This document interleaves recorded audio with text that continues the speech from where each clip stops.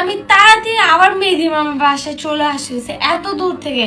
মামা জানেন কি কমেন্ট করছে? কি কমেন্ট আপনি হচ্ছে মেয়ে দেখতে গেছেন, আপনাদের পারিবারিক বিষয় আমরা দুজন কি করি? তাহলে ওদের বিয়েতে আমি কি করছি?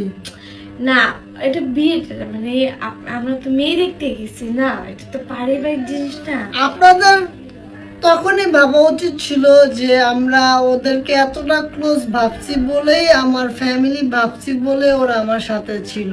আপনাদের এই সেন্সটাও কি ভাই মাথায় নাই?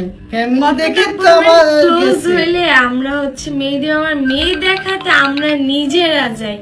যাই হোক আমাদের বনটা আলহামদুলিল্লাহ আল্লাহর রহমতে 2 বছর প্লাস, ইনশাল্লাহ এই বছর হ্যাপি নিউ ইয়ার 3 বছর, হ্যাপি নিউ ইয়ার আগে 3 বছর হবে আমাদের বন্ডিং এর।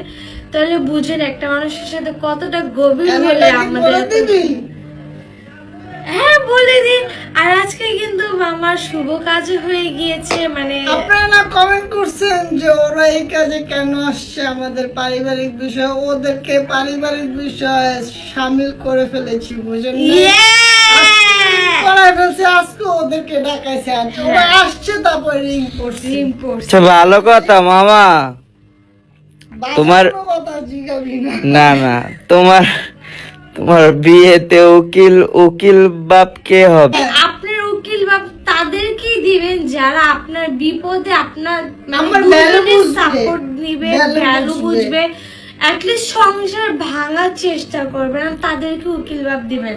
এমন না যে আবেগে পড়ে আমাদের ওই হিসাব করে ইয়াসিনের ভোটটা দিলাম। So, আমি আসলে সম্পর্ক অত কিছু বুঝি না, উকিল মানে কি, বাট আমার বিয়ের পরে 1-1.5 বছর পর বুঝতে পারছি যে উকিল বাপের কাজ কি, তাদের মানে কেন উকিল দিতে হয়, ভূমিকাটা কি? ভূমিকা কি আমি তখন বুঝি।